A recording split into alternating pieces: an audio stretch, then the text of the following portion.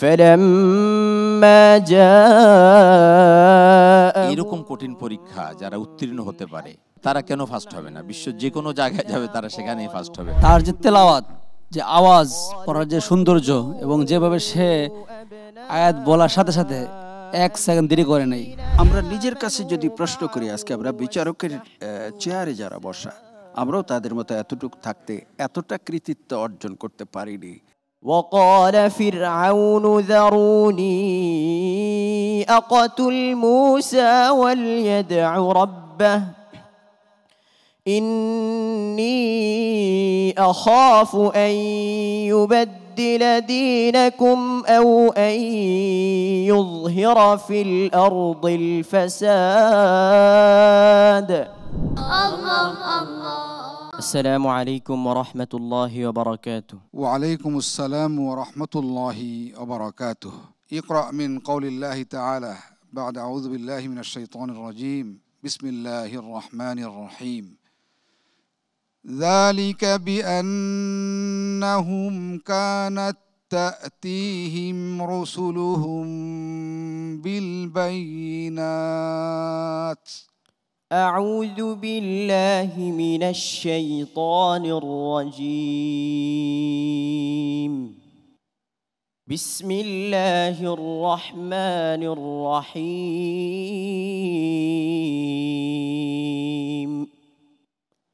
أولم يسيروا في الأرض فينظروا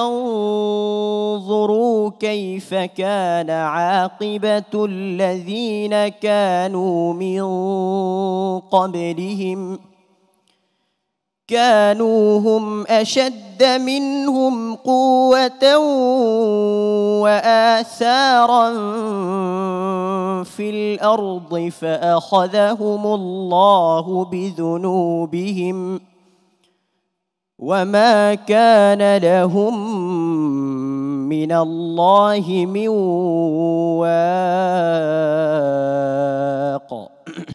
ذلك بأنهم كانت تأتيهم رسلهم بالبينات فكفروا فأخذهم الله إنه قوي شديد العقاب.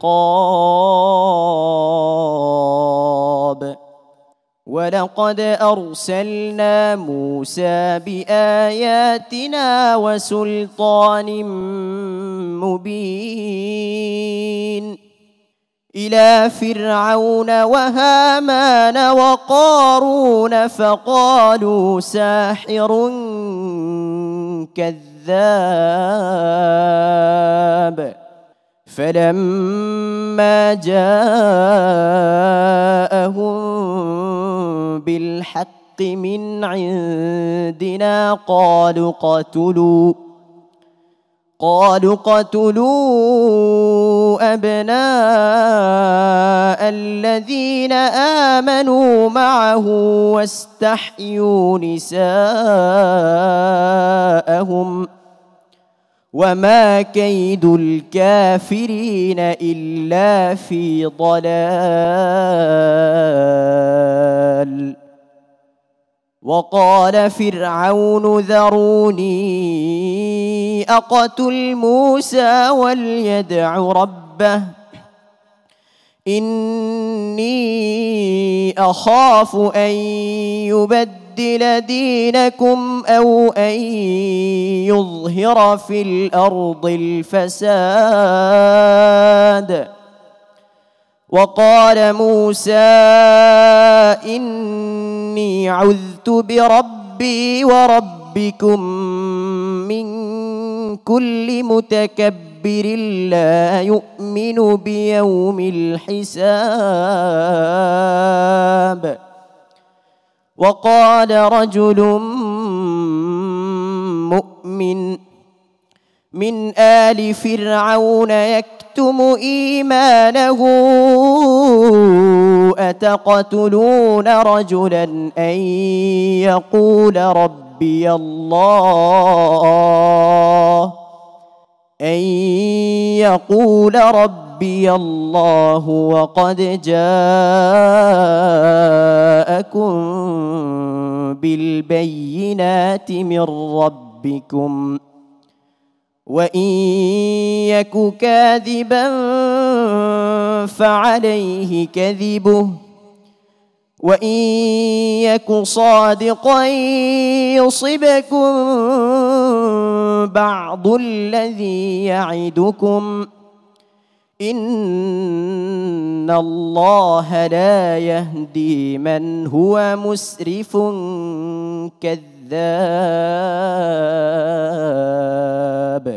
حسبك صدق الله العظيم الله الله মাশাআল্লাহ মাশাআল্লাহ, অসাধারণ তেলাওয়াত ছিল। জি মাশাআল্লাহ, অত্যন্ত ভরাট কণ্ঠ এবং যেভাবে উচ্চারণ করা উচিত সেভাবে সঠিকভাবে সুন্দরভাবে সুললিত কণ্ঠে তেলাওয়াত করে গিয়েছে। আল্লাহ তোমার কণ্ঠের মধ্যে আরও বারাকা দিন এবং আমাদের বাংলাদেশের ছেলেরা যেন বারবার বিশ্বজয়ী হয় এবং মুত্তাকি হয় সেই দোয়া করছি। আল্লাহ কবুল ও মঞ্জুর করুন। আলহামদুলিল্লাহ। আমাদের নিসার ভাই যে প্রায় বলে যে বিশ্ব দরবারে বাংলাদেশের ছেলেরা কেন ফার্স্ট হয়, আচ্ছা বলেন এরকম কঠিন পরীক্ষা যারা উত্তীর্ণ হতে পারে, এত কঠিন পরীক্ষা যারা উত্তীর্ণ হয় তারা কেন ফার্স্ট হবে না? বিশ্ব যে কোনো জায়গায় যাবে তারা সেখানেই ফার্স্ট হবে। আলহামদুলিল্লাহ, ও অনেক সুন্দর পড়েছে, ওর সেই ভরাট গলা আমরা সবসময় যেটা বলে থাকি চমৎকার পড়েছে। এবং আমরা যে আয়াত বলে দিয়েছে উস্তাদ, তার পূর্বের আয়াত থেকেই সে ঠিক শুরু করে দিয়েছে, কোনো এদিক সেদিক হয়নি। আলহামদুলিল্লাহ, সময়ও নেয়নি। আলহামদুলিল্লাহ, এভাবে এগিয়ে যাও। আল্লাহ রাব্বুল আলামিন। আমি নাজির ভাইয়ের সাথে একমত পোষণ করছি যে তার যে তেলাওয়াত, যে আওয়াজ পড়ার যে সৌন্দর্য এবং যেভাবে সে আয়াত বলার সাথে সাথে 1 সেকেন্ড দেরি করে নাই, শুরু করে দিয়েছে। এত পরিমাণ তার উনি বলেছেন যে বিশ্বজয় তার খুব সন্নিকটে, বাংলাদেশের জন্য লাল সবুজের পতাকার জন্য বিশ্বজয় নিয়ে আসবে। তোমার জন্য বিশ্বজয়ের জন্য ছোট্ট একটা মুলাহাজা, সেটি হচ্ছে তুমি যখন পড়ছিলা ওয়াকাদ রাজুলুম মুমিনুম মিন আলি ফিরআউন ইয়াকতুমু ঈমানাহু আতাকতুলুনা রাজুলান ইয়াকুলু রাব্বি আল্লাহ, ওয়াকফ করেছো। তুমি শুরু করেছো ইবতিদা আইয়াকুল রাব্বি আল্লাহ। তুমি যদি আতাকতুলুনা থেকে শুরু করতা তাহলে ওয়াকফটা আরো সুন্দর হতো। জি এক্স্যাক্টলি। আমি শুধু নাজির মাহমুদ সাহেবের সাথে একটা কথা যোগ করব। উনি বলেছেন যে এই সমস্ত হাফেজরা এইভাবে পড়লে বিশ্বজয়ী হবে। বিশ্বজয়ী হওয়ার আগে আপনারা যেভাবে ওদেরকে প্র্যাকটিস করাইতেছেন, আপনি এখানে দেখেন কয়বার প্র্যাকটিস করলো। তাহলে আপনারা বিশ্বজয়ী হওয়ার জন্য যে ভূমিকাগুলো আছে, আপনি বাংলা ভিশন, বিআরবি এবং আপনার সাথে যারা বন্ধু বান্ধব আছেন আমাদের সবাই কিন্তু এই প্র্যাকটিসের মধ্যে আপনারা শরিক আছেন এবং বিশ্বজয়ী হওয়ার পিছনে আপনাদের একটা বড় গুরুত্বপূর্ণ ভূমিকা রয়েছে। আর এই ভূমিকা কোনো সাধারণ কাজের জন্য নয়, কোরআনের প্রচারের জন্য, কোরআনের খেদমতের জন্য। আল্লাহ যেন আপনাদেরকে কবুল করেন। আল্লাহুম্মা আমিন। আল্লাহ তুমি কবুল করেন। আল্লাহুম্মা আমিন। আল্লাহ আল্লাহ আল্লাহ। আমরা মুগ্ধ হচ্ছি বারবার।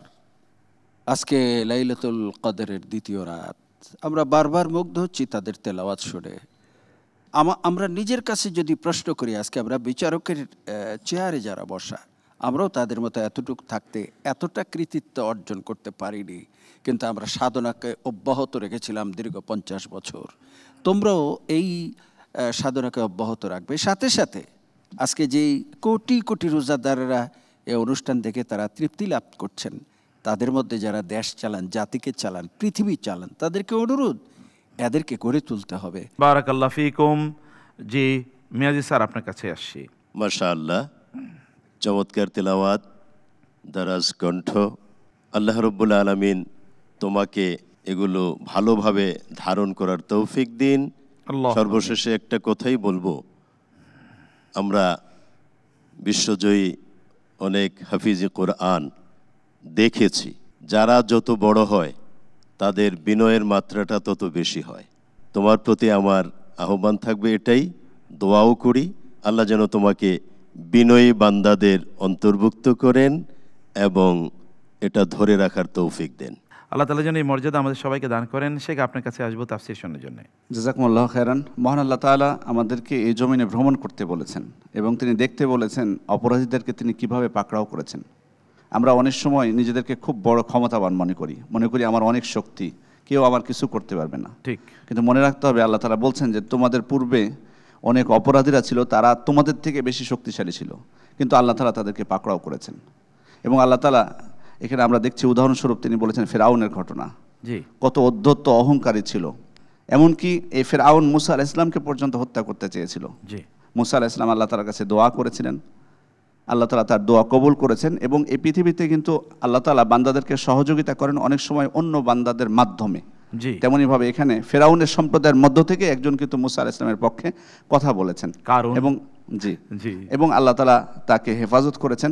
সুতরাং দুনিয়াতে আমরা দুইটা বিষয় এখানে শিক্ষা নিব, সেটি হচ্ছে আল্লাহ তাআলার আদেশগুলো বাস্তবায়ন করা এবং এই জমিনে আমরা কোনো প্রকার অহংকার অধ্যত্ত করব না, বরং আমরা জুলুম থেকে নিজেদেরকে রক্ষা করব ইনশাআল্লাহ। তাহলে আমরা আল্লাহর প্রকৃত বান্দা হতে পারবো। আল্লাহুম্মা আমিন। আল্লাহ তার প্রকৃত বান্দা হওয়ার তৌফিক আমাদেরকে দান করুন, তোমাকে আল্লাহ তাআলা কবুল করে নিন। আল্লাহুম্মা আমিন। ওয়াসসালামু আলাইকুম ওয়া রাহমাতুল্লাহি ওয়া বারাকাতুহু।